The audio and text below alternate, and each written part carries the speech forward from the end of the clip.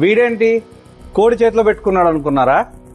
కాదండి, మన బహుదాలో ఈ నాటుకోడి మనం మార్కెట్లోకి వెళ్ళి వాళ్ళేదో అమ్మేది అలా కాకుండా మేము హ్యాండ్ పిక్డ్గా మేమే తెచ్చుకొని మేమే మన బహుదాలో బ్రీడ్ చేసి ఇక్కడ అమ్ముతామండి.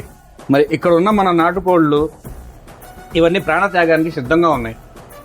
వచ్చి తినడానికి మీరు సిద్ధంగా ఉన్నారా? అయితే వచ్చేయండి.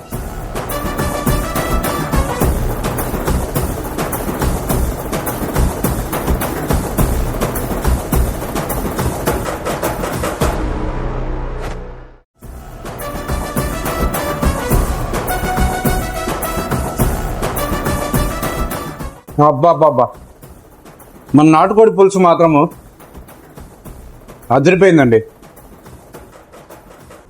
మన రాయలసీమలో మనకు ఎంతో మక్కువైన మన నాటుకోడి పులుసు బహుదాలో ఎలా ఉందో, అది ఎంత బాగుందో తెలుసుకోవడానికి మీరు వస్తారా? వచ్చి తిన్నాక బాగుందని నేను చెప్పడం కాదు, మీరే చెప్తారు.